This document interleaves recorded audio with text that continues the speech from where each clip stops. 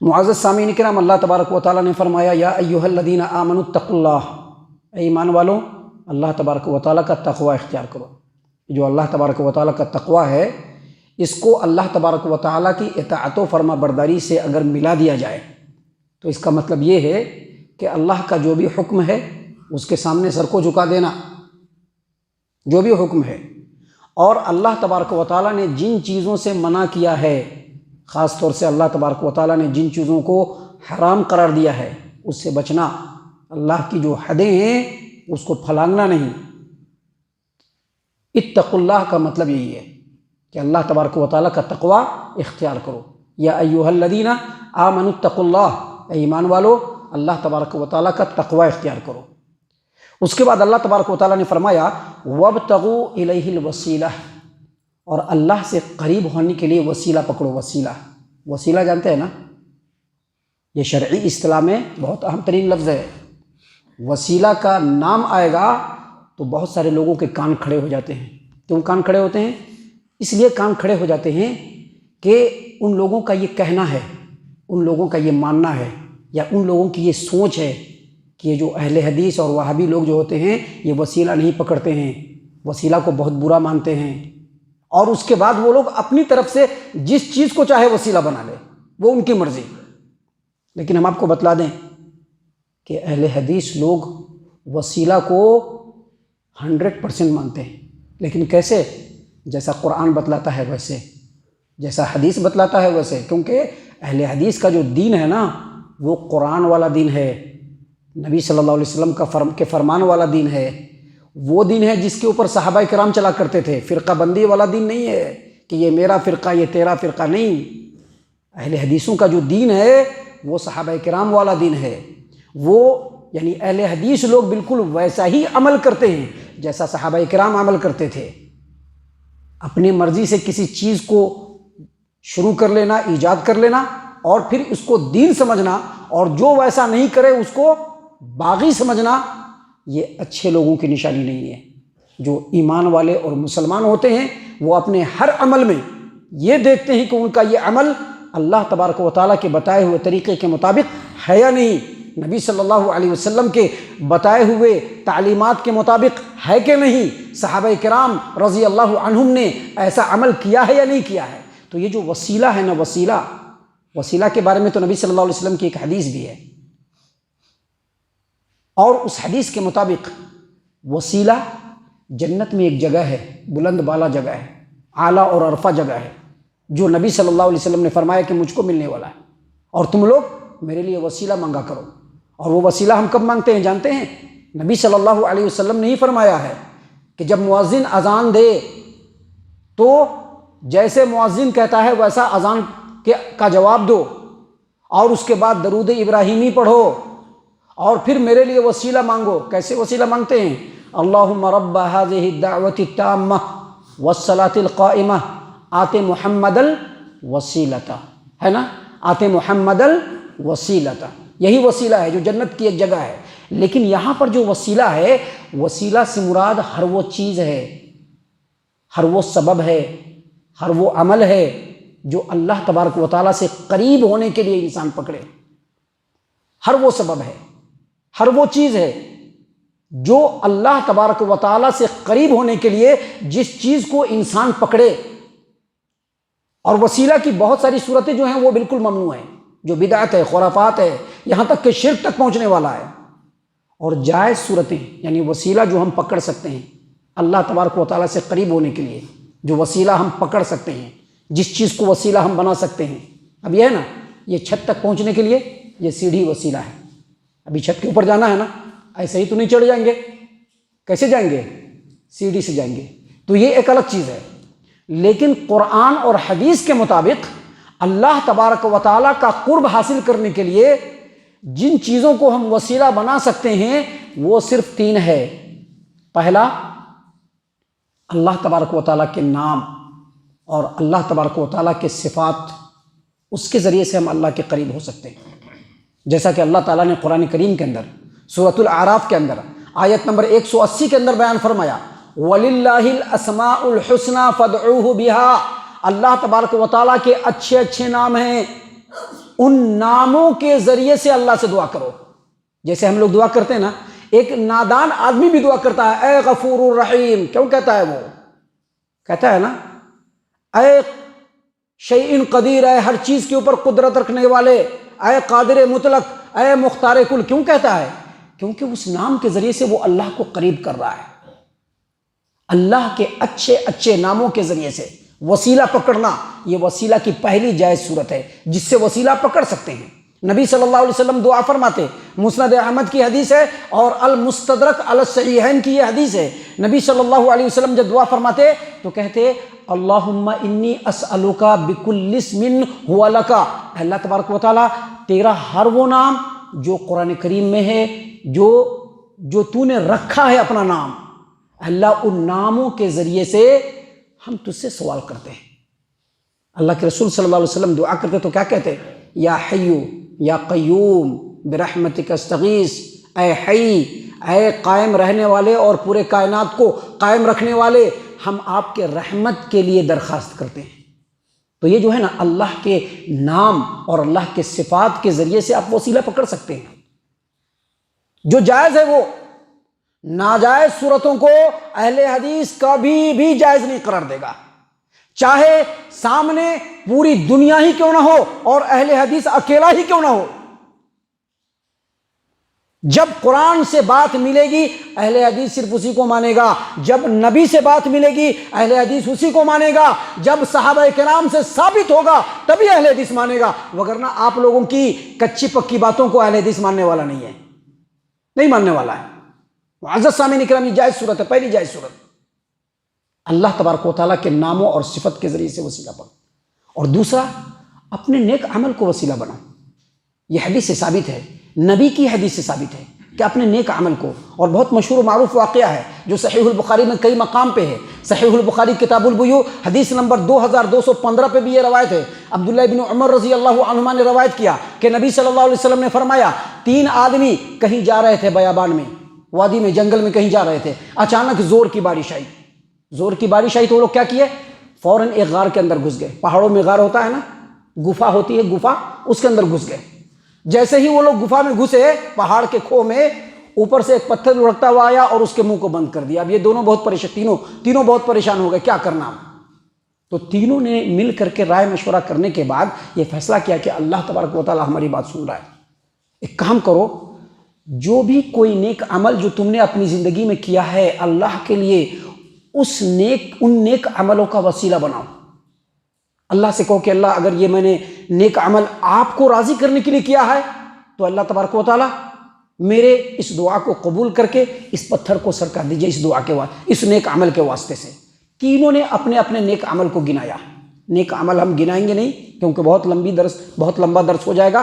تینوں نے اپنے اپنے نیک عمل کو اللہ کے سامنے رکھا. اے اللہ، اگر میں نے یہ نیک عمل خالص آپ کو راضی کرنے کے لیے کیا ہے تو اللہ پہاڑ پر سے یہ پتھر کو سرکا دے.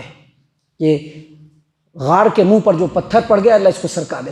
تینوں نے اپنے اپنے نیک عمل کو وسیلہ بنایا، اللہ کے سامنے رکھا اور کہا کہ اللہ اگر یہ نیک عمل تجھ کو راضی کرنے کے لیے کیا ہے تو اللہ پتھر کو سرکا دے. تینوں نے دعا کیا، اللہ نے پورے پتھر کو سرکا دیا. حدیث ہے صحیح البخاری میں کئی مقام پہ ہے. اور ابھی جو میں نے بتلایا ہے صحیح البخاری کتاب البیوع حدیث نمبر 2215 نمبر دیکھ لیجئے اور جا کر کے دیکھ لیجئے. تو دوسری جو صورت ہے وہ نیک عمل کو وسیلہ بنانا.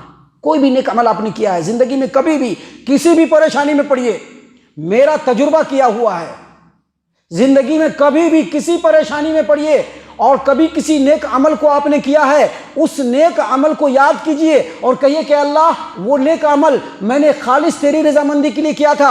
اے اللہ اگر وہ نیک عمل میں نے تیری رضامندی کے لیے کیا تھا تو اللہ اس عمل کا واسطہ ہے میری اس دعا کو قبول فرما لے. اللہ ضرور دعا قبول فرمائے گا کیونکہ یہ صحیح وسیلہ ہے، یہ بیکار کا وسیلہ نہیں ہے، یہ بدعت اور خرافات والا وسیلہ نہیں ہے. اور تیسرا جو وسیلے کی جو تیسری جو جائز صورت ہے وہ کسی نیک آدمی کو سے دعا کروائیے. کوئی نیک آدمی ہے، متقی ہے، پرہیزگار ہے، آپ ان سے کہیے کہ دعا کر دیجیے، ذرا میری بیماری ٹھیک ہو جائے، دعا کر دیجیے، ذرا یہ معاملہ بن جائے، دعا کر دیجیے، ذرا یہ حالات ایسے خراب ہیں، دعا کر دیجیے ذرا. حدیث سے ثابت ہے، یہ اپنی طرف سے نہیں بول رہا ہوں میں، آپ حدیث اٹھا لیجئے، صحیح البخاری ابواب الاستسقاء، باب سؤال الناس الامام الاستسقاء اذا قحطوا، حدیث نمبر 1010، یاد رکھیے حدیث نمبر 1010 نمبر کی حدیث ہے۔ انس بن مالک رضی اللہ عنہ کہتے ہیں کہ امیر المومنین عمر بن خطاب رضی اللہ عنہ، امیر المومنین عمر بن خطاب رضی اللہ عنہ کی یہ عادت مبارکہ تھی کہ جب مدینے کے اندر سوکھا پڑتا تو عباس بن عبد المطلب، جو نبی صلی اللہ علیہ وسلم کے چچا محترم تھے، عباس بن عبد المطلب رضی اللہ عنہ، ان سے دعا کی اپیل کرتے کہ دعا کر دیجیے کہ اللہ بارش برسا دے۔ اور کیا کہتے عمر رضی اللہ عنہ دعا میں، کیا کہتے کہ اللہ جب تک آپ کے پیارے رسول محمد عربی صلی اللہ علیہ وسلم زندہ تھے، ہم ان کے ذریعے سے دعا کروایا کرتے تھے تو بارش برسا دیتا تھا۔ اے اللہ اب تو نبی صلی اللہ علیہ وسلم زندہ نہیں ہیں، ان کے پیارے چچا زندہ ہیں، ہم ان کے ذریعے سے دعا کر رہے ہیں، اے اللہ اس دعا کے وسیلے کو قبول فرما کر کے بارش برسا دیجئے۔ انس بن مالک رضی اللہ عنہ کہتے تھے کہ بارش برسنے لگتا تھا۔ تو یہ بس 3 ہی صورت ہے، چوتھی کوئی صورت نہیں ہے۔ ابھی بہت سارے لوگ مردوں کو پکاریں گے، آپ ان سے پوچھیں گے کہ آپ مردوں کو کیوں پکارتے ہیں، تو نہیں یہ اللہ کے بڑے پیارے لوگ ہیں، یہ ہماری بات کو اللہ تک پہنچائیں گے۔ اللہ نے اس سے منع کیا ہے، اللہ نے کیا کہا ہے؟ وَلَا تَدْعُ مِن دُونِ اللَّهِ، سورہ یونس آیت نمبر 106، وَلَا تَدْعُ مِن دُونِ اللَّهِ مَا لَا يَنفَعُكَ وَلَا يَضُرُّكَ فَإِن فَعَلْتَ فَإِنَّكَ إِذًا مِنَ الظَّالِمِينَ۔ دیکھو ان لوگوں کو مت پکارو جو نہ تم کو نفع پہنچا سکتے ہوں اور نقصان پہنچا سکتے ہوں، اگر تم ایسا کرو گے تو ظالموں میں سے یعنی مشرکوں میں سے ہو جائے گا۔ اب یہ جو مرا ہوا انسان ہے، چاہے وہ کتنا ہی بڑا بزرگ کیوں نہ ہو، کیا وہ کچھ فائدہ پہنچا سکتا ہے؟ ابھی زندہ فائدہ نہیں پہنچا رہا ہے، مرا ہوا فائدہ پہنچا دے گا۔ جو حی ہے، جو قیوم ہے، جو ہر ایک کی سننے والا ہے، وہ ہماری بات کو نہیں سنے گا اور یہ مردہ ہماری بات کو سن لے گا۔ تو یہ سب شرکیہ وسیلہ ہے۔ بہت سارے لوگ کیا کرتے ہیں اپنی دعا میں، بہت سارے لوگ لا تعداد لوگ کیا کہیں گے؟ اے اللہ تبارک و تعالی نبی اکرم صلی اللہ علیہ وسلم کے صدقہ طفیل میں میری اس دعا کو قبول فرما لے۔ کہتے ہیں نا، کلم کھلا مانگتے ہیں دعا میں، کلم کھلا۔ میری صرف ایک گزارش ہے کہ یہ جو تم دعا میں وسیلہ مانگ رہے ہو، ایک دلیل دے دو۔ سبوں سے دینے کی ضرورت نہیں ہے، صحابی سے ایک دلیل دے دو۔ صحابی سے بھی نہیں دے پاؤ گے، قرآن سے دینا تو بہت دور کی بات ہے، حدیث سے دینا تو بہت دور کی بات ہے۔ کسی ایک صحابی سے بتلا دو کہ اس نے اپنی زندگی میں دعا مانگی اور دعا میں یہ کہا کہ اللہ تبارک و تعالی، اے اللہ تبارک و تعالی نبی صلی اللہ علیہ وسلم کے صدقہ طفیل میں میری اس دعا کو قبول فرما لے۔ صرف ایک صحابی کو دکھلا لو۔ ابھی میں نے آپ کے سامنے حدیث پڑھی نا، صحیح البخاری ابواب الاستسقاء، حدیث نمبر 1010، عمر بن خطاب رضی اللہ عنہ کی عادت مبارکہ کہ وہ کس کو بلاتے تھے؟ زندہ عباس بن عبد المطلب رضی اللہ عنہ کو بلاتے تھے، اور دعا میں کیا کہتے تھے؟ اے اللہ تبارک و تعالی جب تک آپ کا رسول زندہ تھا ہم ان سے دعا منگواتے تھے۔ کیا مطلب؟ اب مر گئے تو ان کا کوئی مطلب نہیں ہے۔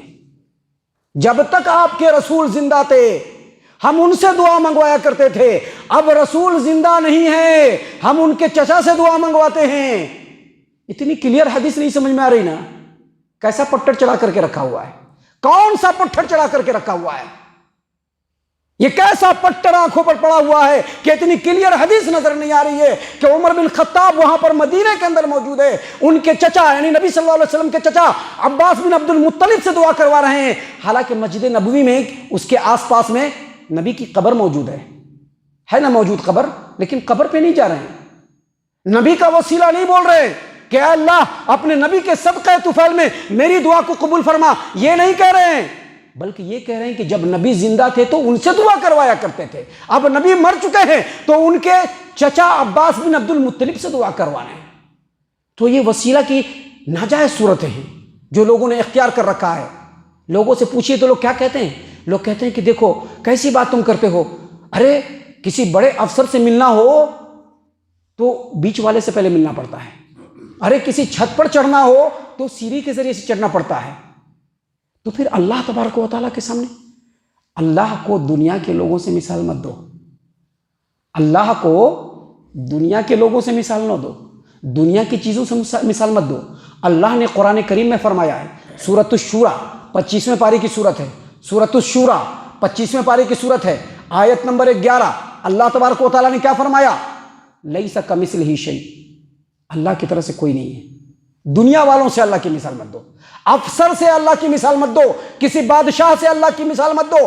اللہ تبارک و تعالیٰ تنہا ہے، بے مثل ہے، یکتا ہے۔ اللہ تبارک و تعالیٰ نے پیارے رسول صلی اللہ علیہ وسلم پر آیت کریمہ نازل فرمائی، سورۃ البقرہ آیت نمبر 186۔ اللہ تبارک و تعالیٰ نے فرمایا وَإِذَا سَأَلَكَ عِبَادِي عَنِّي فَإِنِّي قَرِيبٌ أُجِيبُ دَعْوَةَ الدَّاعِ إِذَا دَعَانِ۔ اے نبی صلی اللہ علیہ وسلم، لوگ آپ سے میرے بارے میں پوچھتے ہیں، وَإِذَا سَأَلَكَ عِبَادِي عَنِّي، میرے بارے میں پوچھتے ہیں، فَإِنِّي قَرِيبٌ، تو آپ ان سے کہہ دیجئے کہ میں ان کے بالکل قریب ہوں۔ دل میں جو ہلچل مچتی ہے نا، اللہ اس کو بھی سنتا ہے۔ دل کے اندر جو ہلچل مچتی ہے جس کو کوئی نہیں دیکھتا، اس کو اللہ سنتا ہے۔ سینے کے اندر آپ کچھ سوچیں گے، اللہ اس کو سنتا ہے۔ آپ کے دل کے اندر خیال آتا ہے، اللہ اس کو جانتا ہے۔ اب اللہ کو سنانے کے لیے مردوں کی ضرورت پڑے گی؟ نہیں، لیس کمثلہ شیء، اللہ کی طرح سے کوئی نہیں ہے۔ اللہ کی مثال مت دیا کرو۔ اللہ نے فرمایا فإنی قریب، میں اپنے بندوں کے بالکل قریب ہوں۔ اجیب دعوت الداعی اذا دعان، جب بھی کوئی بندہ دعا کرتا ہے میں اس کی دعا کو قبول کرنے کے لیے ریڈی رہتا ہوں۔ تو اللہ کو وسیلے کی ضرورت نہیں ہے۔ ہاں، اگر وسیلہ پکڑنا ہے تو وہ وسیلہ پکڑیے جو قرآن کریم سے ثابت ہے، وہ وسیلہ پکڑیے جو نبی اکرم صلی اللہ علیہ وسلم کی احادیث مبارکہ سے ثابت ہے، وہ وسیلہ پکڑیے جو صحابہ کرام سے ثابت ہے۔ اسی چیز کو اللہ تبارک و تعالیٰ نے اس آیت کریمہ میں بیان فرمایا۔ اللہ تبارک و تعالیٰ نے فرمایا یا ایھا الذین آمنوا اتقوا اللہ، اے ایمان والو اللہ تبارک و تعالیٰ کا تقوی اختیار کرو، وابتغوا الیہ الوسیلۃ، اور اللہ تبارک و تعالیٰ سے قریب ہونے کے لیے وسیلہ تلاش کرو، وجاہدوا فی سبیلہ، اور اللہ کے راستے میں اللہ کے دین کو بلند کرنے کے لیے کوشش کرو، جہاد کرو، لعلکم تفلحون، تاکہ تم کامیاب ہو جاؤ۔ اللہ تبارک و تعالیٰ سے دعا ہے کہ اللہ تبارک و تعالیٰ ہم تمام کو ان تمام باتوں کے اوپر خوب غور و فکر اور تدبر کرنے کے ساتھ ساتھ ان باتوں کے اوپر عمل کرنے کی بھی توفیق عنایت فرمائے، آمین۔